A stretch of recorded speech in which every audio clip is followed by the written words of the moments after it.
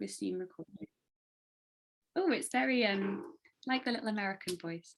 So I am going to record today, if that's okay. After the webinars, you'll be sent an email, which you can say if you're happy for it to be shared past this webinar. But otherwise, we'll keep it for internal use. So welcome to my webinar today. This new one for me, doing a webinar. Normally I'm a trainer and a facilitator, so it's a lot more interactive for me, whereas this is going to be a bit more of me talking. So hopefully it's going to be nice and informative, and I will invite you to ask questions throughout. If you can pop them in the chat box, because I have given myself a very tricky task of trying to squeeze loads of slides into half an hour, talking about TILS and talking about my spin on it and what I believe in and like the things that interest me, which I was talking to Louise about briefly, if anyone caught some of that. So I've got a nice flashy screen today, which is great. So we are going to look at what TILS is, and I will reveal the full title in a minute. And then we're going to have a quick look through what a TILS workshop looks like. So we're going to have a go kind of at an activity. Then we're going to sort of identify what could stop TILS being accessible to the trainees that we work with. And then I'm going to share what I think Yok does brilliantly to overcome this and make it accessible for the majority of the people that we work with. So fingers crossed, let's see if we can do this in half an hour, because I am very passionate about this. So before we start, I'm just going to quickly show you some Zoom guidelines. And I don't know if anyone's attended any other training this morning and has seen these, but these are the Zoom guidelines that we use with our trainees when we're working online. So the first one is, I would invite you to have your camera on so I can see your faces like we're in the room together, even though we can't be, but it's entirely your choice. If you feel comfortable to have your audio on because you're in a quiet place, please do, because I will invite you to contribute throughout. I may ask a few questions and I'd love to hear your answers. We try and make it as much as being in a normal room as possible, so please do have your sound on. Like I said, I'm going to try and stick to 30 minutes. I will do it, determined. So yeah, I will invite you to sort of like join in, but I might have to leave like bigger questions to the end, just so we can get through to sort of like the meaty bits. As I said, we are going to be recording today, and I will try and take some screenshots throughout. So if you didn't want any of your names sort of being shared further, or if you didn't want your face being shared further, please, now's your opportunity to turn your camera off. My little pencil here is we're going to use some of the functions on Zoom today, and I'm going to invite you to annotate either by drawing or writing on my screen at a couple of opportunities. So if you haven't found the annotate bar on a computer, it's normally in the top bit that says you are viewing Jess's screen, and there'll be a little thing that says annotate, and that'll be your annotate bar. So it should have text, and there's a little stamp tool and a little pen tool. So we're going to use those if you've got them available to you. If not, don't worry, I've got a solution. This one, I'm going to quickly run through it, but I feel like I don't even need to say. I just invite everyone to be respectful of everyone else's experiences and opinions. I'm really excited to hear them. And then the very last one is just a sort of mention of confidentiality. And normally with trainees, we talk about safeguarding. But again, this is because we're recording it and we may share it further. Only share what you feel comfortable sharing. And if you're talking about people you've worked with, please protect their identity, which I'm sure I don't need to say. Brilliant. So let's move on. So what is TILS? Has anyone heard of TILS before? Does anyone know what it stands for? Something independent living skills. Yeah. I can't remember what the first bit is. Anyone ideas what the T stands for? What was that, sorry? Tenancy. So yeah, it absolutely. Yes. Tenancy and independent living skills plus. So I'm curious to know your thoughts. So what do you think we would include on a tenancy and independent living skills plus course or workshop? Managing money. Managing money is a great one. Anything about cooking? That's probably a silly one. We have got cooking modules. We don't often do them because they're not the highest sort of like requested topic, but we do have options for it. Time management, I guess, or household. Yeah, time management, household management. Digital? Digital skills, definitely with a digital workshop, we cover digital skills, which is brilliant. I mean, do you address any sort of, isolation or kind of those things? We do isolation, we talk a bit about communities, and we talk a bit about sort of relationships, like managing relationships as well. So yeah, brilliant. That's a really great start. So I've got a really cheesy slide. So we talk about anything to do with sort of housing options and money, which are the main two that are really sort of requested. But then we look at it from a holistic view, and anything that could support someone to sustain a tenancy, we discuss. So things including personal safety, well-being, like cleaning, hygiene, cooking's a great one from Ellen. So I'll go through some of the modules in a second, but it's just to sort of say, although we call it tenancy and independent living skills and TILS, it's such a holistic thing, and it's such a web of modules that come together to support people to build their confidence to sustain their tenancy. So what these actually sort of look like is we would do them as a group. We do 8 people or 6 to 8 people, or we can do them on a one-to-one basis, and that's really depending on the needs of the group, or their trainee, should I say. So for the group, it's great to bring people together to share knowledge, but for the one-to-one, we can bespoke it a bit better. We also offer, this is where my slides are going to play me up, I think. We also offer it as a face-to-face option or a digital option. So, face-to-face enables people to come together and share information within a room. Those connections build so well when you're face-to-face. And I hate to say it, but having a cheeky coffee break or a cigarette break for those that smoke is where those relationships really build, and we see sort of friendships start to blossom where people share what their experiences are, which is great. And then digital, it removes geographical barriers, it overcomes sort of childcare issues. There's so many brilliant things about having a digital offer now. So I'm going to reveal some of our modules. So these are some of our visual representations of the modules that we cover. And I think I've touched on most of them now. So I think I've put the titles on. So we'll do sort of budgeting and saving, talk about debt and APR, tenancy rights and responsibilities. Goals and aspirations is a real big one, because I think it's about building confidence and looking towards the future. And I think that's such a lovely one to talk to the group about, sort of when thinking about your home. Digital skills, absolutely. Self-care, hygiene, well-being. I'm sure you can read them, what's on there. But these are just a few. We've got 24 modules in total that are covered. This is a bit that I get to whiz through, so we can have a little bit of a play with one of the activities.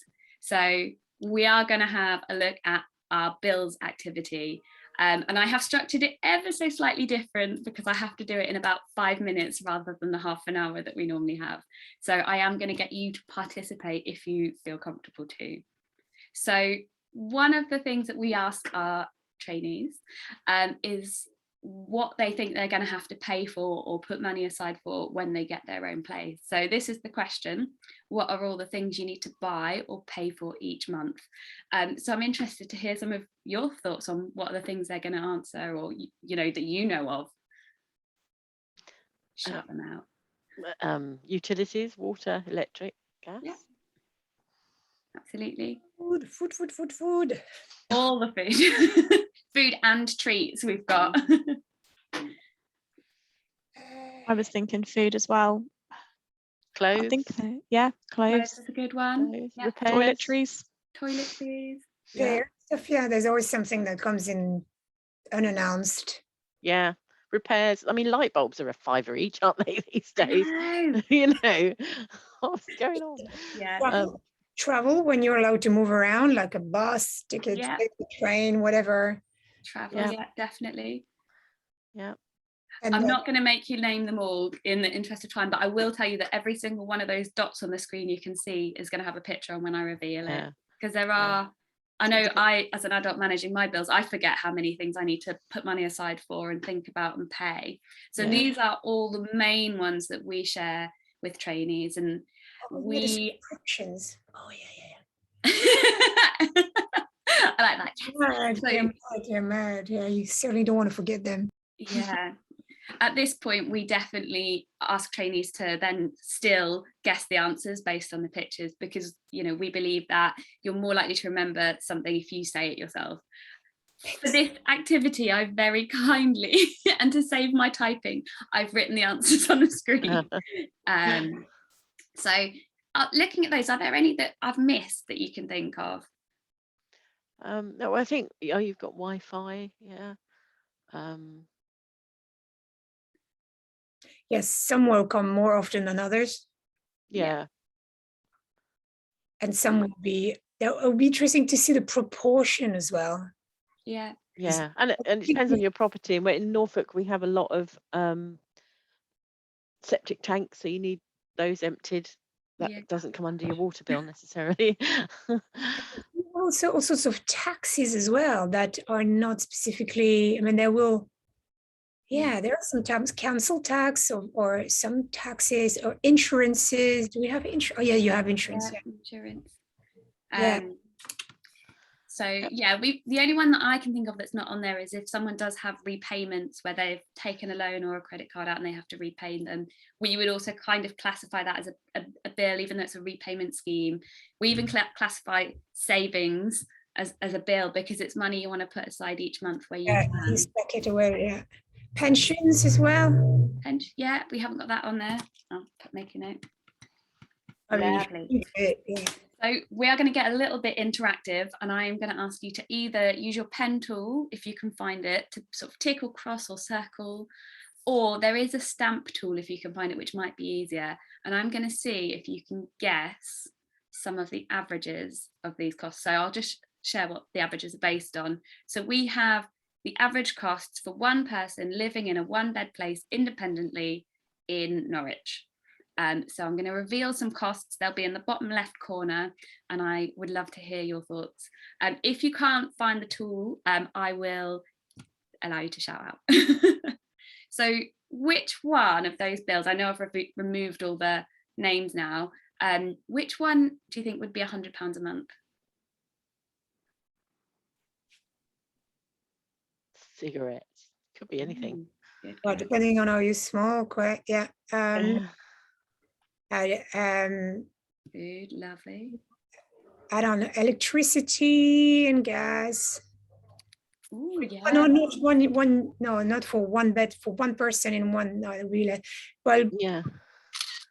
Electricity, gas, water all together. Yeah, actually, that is correct. So when I reveal it, you'll see electricity, gas, and water all combined as £100. Ah, there you go. For one person, they need to change provider. Yeah. Well, this is provider really interesting. I'll reveal the answer. It is actually council tax. But one of the reasons we do this is so that we can share what the averages look like, because we know that some people are very, very savvy with money, and some people kind of get locked into a contract and maybe aren't as savvy with it. I'm just going to clear that.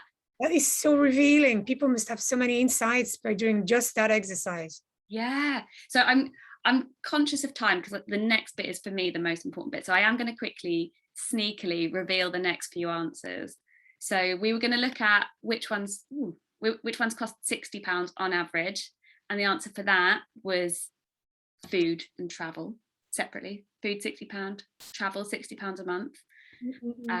Then we're going to look at which ones were £10.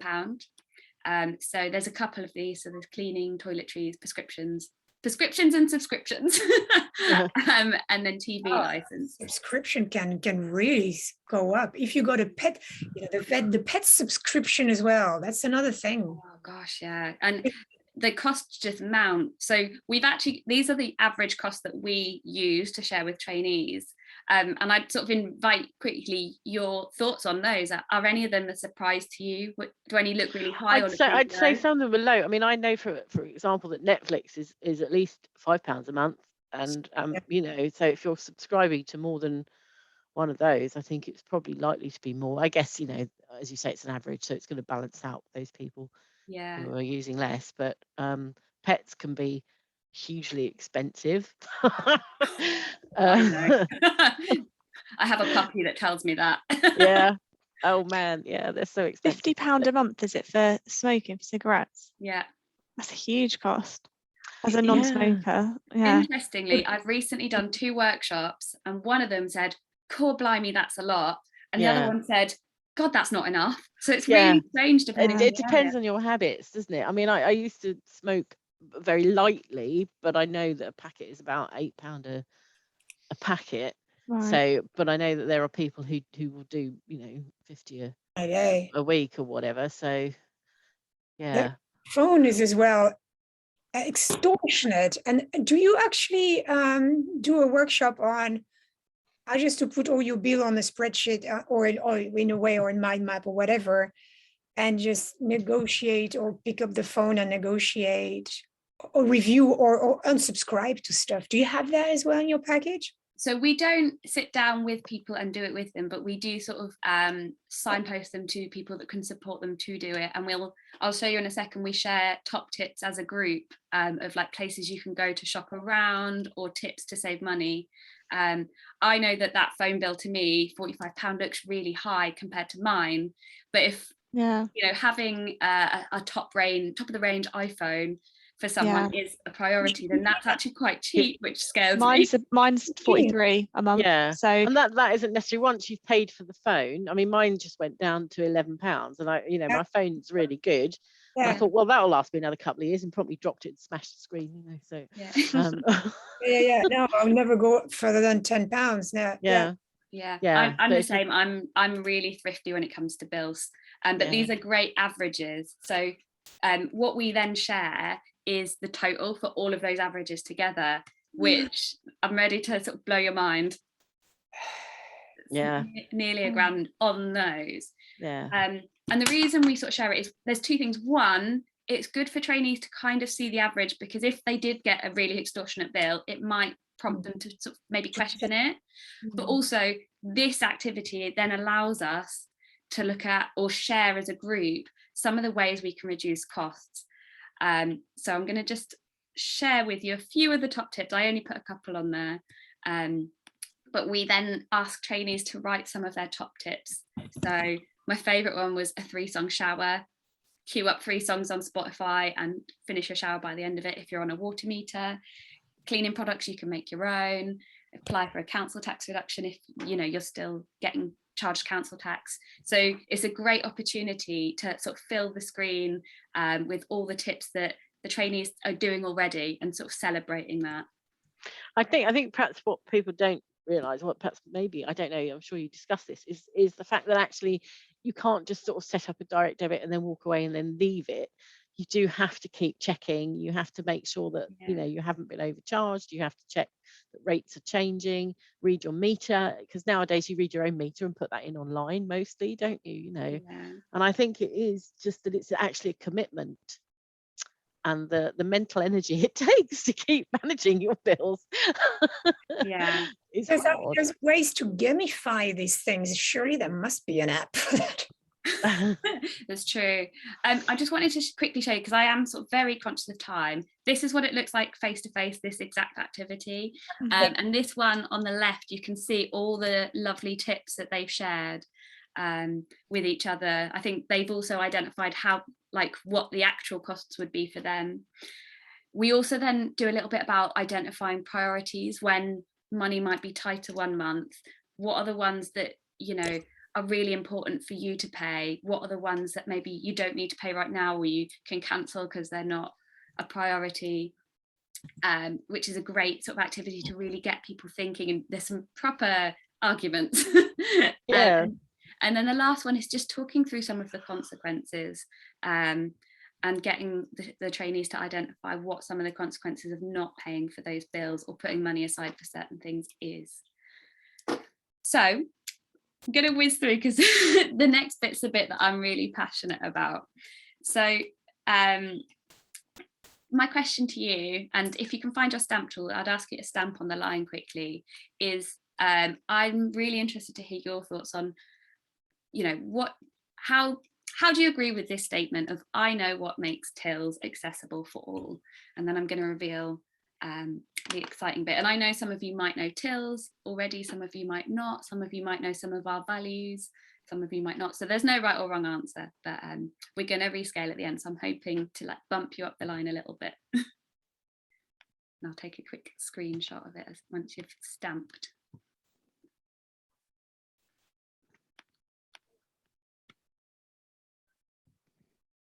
It's a very sneaky question. Oh, I love the love heart stamp. Brilliant. So I'll screenshot it and then I will move along because I want to talk to you about the bit that I'm passionate about, which is making TILS accessible to everyone. Clear. Ooh. There we go. This is where it gets really techie and I lose my place because I'm so desperately trying to tell you everything that's on my list. So one of the things that we want to look at, or we do look at, is identifying what could stop people wanting to or being able to access training. And there's so many different variables. We've kind of brought it into a bit of some overarching themes. So we know there might be some learning barriers, there might be some psychological barriers, and there might be some physical barriers. So I'm interested to hear your thoughts on what those barriers could be, that from people maybe you've worked with or things that you've heard that could stop people wanting to or being able to access training. And I'll try and type some of them quickly on the screen. Well, psychological, I guess, is a lack of confidence, a concern about being in a learning environment, that they might feel it's not relevant to them when we know it probably is. Yeah. Feeling low as well. If people, yeah. Some people just getting down in the dumps and the idea of doing anything that's going to help them isn't prioritized. Yeah, social anxiety. For learning barriers, obviously dyslexia, visual stress, neurodiversity of different kinds, ADHD, which, as you say, they kind of all psychologically, it might be that they overlap, that feeds into the lack of confidence, the feeling that they've struggled with learning, and etc. Physical barriers, distance and travel, or a computer, thinking they were able to do that digitally. Yeah, absolutely. Or psychological as well, maybe thinking that they will learn things they don't want to know, or they don't want to face. Yeah, that's true. Yeah, absolutely. Or maybe TILS, they don't know the acronym and it just doesn't print. Yeah. That could be for anyone, actually. Yeah, absolutely. And changing the acronym would help. Brilliant. Learning barriers. So all of those are things that we've heard in the past, and I'm really excited to sort of reveal the next slide. So we know that there are so many potential and perceived barriers that could stop people attending training. And for me, the best way to assess whether these were actual barriers for people that did attend was to trawl through our data archives. So I'm just going to quickly save that screen. And I've got a lovely, what's it called? A lovely diagram. There you go, got my words out in the end. So I particularly looked at more sort of the learning and the psychological barriers, mainly because we collect most data on that. And I think it's really interesting and useful. So this is using people's chosen terms. These are the barriers, it's quite a wide variety of barriers, or perceived barriers, should I say, that people said they had that could have stopped them attending training. I've kept it quite small, mainly because I kind of just want you to see the variety. But also I just wanted to point out up here, this grey bit is of the trainees that I looked at, of which there were 214, only this amount, 12.3%, had no needs whatsoever. And whether that's because they weren't shared or whether they genuinely had no needs, it's really sort of integral. It was like a real wow moment for me. But all of this is shared voluntarily. And although we've used labels here in the training, we don't use labels. We try and adapt the training so that people don't feel like we're doing it specifically for their needs.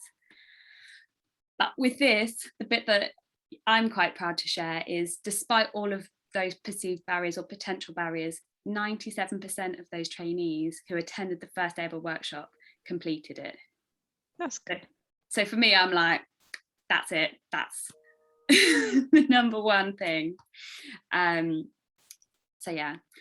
So with that in mind, just sort of because we are getting to the end of the workshop, it's how do we make these workshops accessible? What is it that I think that we're doing brilliantly? Because I do think there's some things that YOP does, or Your Own Place does brilliantly to support people. And again, looking at those learning and psychological barriers, so sort of mental health needs, hopefully it'll pop up. These are some of the things that I think that we do brilliantly, or I know that we do these to support people. So I'll let you have a quick read through, and I'd sort of invite, if there's any that you're curious about, if you want to ask any questions, please do. Yeah, just do have this kind of fantastic and comprehensive demo in a very short anime kind of, you know, video that we could share. Because I don't yet, but I'm thinking I'm going to have to now. So I'll talk with Rebecca frequently, because I'm part of the Boost Inclusive Economy Partnership. And there is one thing is to know what TILS mean, or which is not evident for everybody, even people who don't require the workshop, and you know, but this the concept of asset-based or inclusive stuff, these are words that if we don't have that kind of visual or, you know, short outburst of demo, they don't necessarily mean anything for people. Yeah. And again, might be educated people, they understand that cognitively, but it doesn't really resonate. How can we really help you? Yeah, that's that love and care.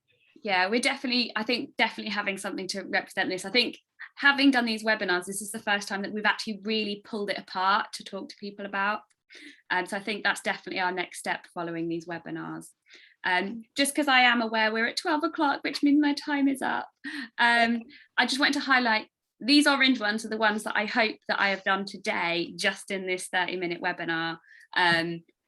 Technically, I would say there's been a short burst, and you know, I've invited you to be confidential, and I've hopefully been inclusive, but I was like, I can't highlight every single one. Really good.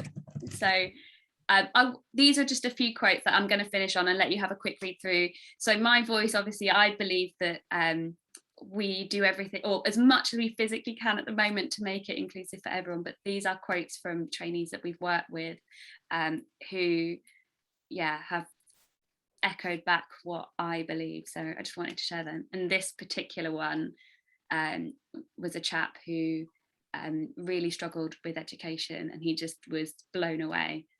And it really resonated with me. Really nice. Will we get these slides sent to us? I will definitely get them sent across to you. I believe tomorrow my colleague Emily is going to be sending an email out just to thank you for your time today, and she'll be sending an evaluation sheet so you can feedback on whether or not you enjoyed the workshop. I hope you did. And then my last one is based on that. Could you just quickly rescale yourself on how you feel about that statement after the quick run through of how we make our tenancy and independent living skills workshops accessible?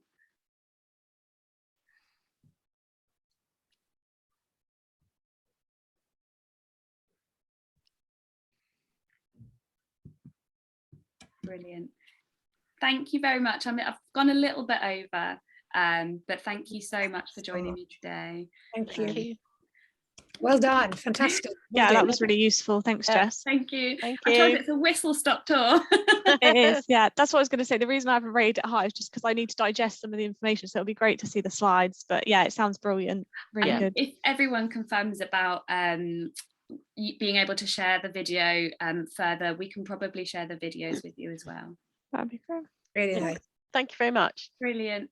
I'll stay on for a couple of minutes in case anyone's got any questions, but thank you so much. Okay. I'm Thank putting you. it everywhere. I apologize. That's all right. I'll share the love. I can remove them. I know, but I don't know how to remove them. Sorry. I'm going to keep them on there and tell everyone how much you loved it. Yeah. From the other side. Thank you so much. Bye-bye. Thank you. I had a quick question, Jess. I was going to stay on if that's all right. That's all right. It was just about what are the sort of criteria for people being signed up to TILS? Is there any age or anything like that? There isn't any age brackets. We actually, I don't know if one of the slides said it's multi-generational. So we, I think it's 18 up to any age. Okay. Okay. So yeah, we have quite a few sort of older people with us at the moment. Okay. Yeah. That's really good. Yeah, I was going to say, because looking at it, actually, I didn't understand too much what TILS was. So seeing it all and seeing the different icons, it made it sort of resonate. So there might be lots more people that we could refer to it next time you run them. It's we find it particularly hard to make it look really appealing for like the older age group, because I know a lot of the feedback we've had is that independent living skills, the part of the name, seems a bit condescending if you're a bit older. Yeah. So that's why we try and use the acronym, but also try not to use the acronym. So it's like, it's a tough one, isn't it? You're almost damned if you do, damned if you don't. It's one of those. But yeah, no, I know that we've been trying to promote TILS previously when you did some workshops, and I wasn't too sure. So that will really help me having those slides as well. But yeah, it sounds really good. You've done a really good job presenting it as well. So thank you. And just whilst I remember, I know that Victory can refer people through TILS through Hopestead. I don't know. Oh, okay. Yeah, there was, I think it was like a couple of months ago now, when you did a couple of workshops and we were sort of offering them out to tenants. So yeah, I didn't actually refer to myself, so I wasn't sure the process, but I'm sure when it comes up again, then we can do that. Brilliant. Okay, thanks for your time. Really appreciate it. Thanks so much, Ellen. Bye, Jess. Bye.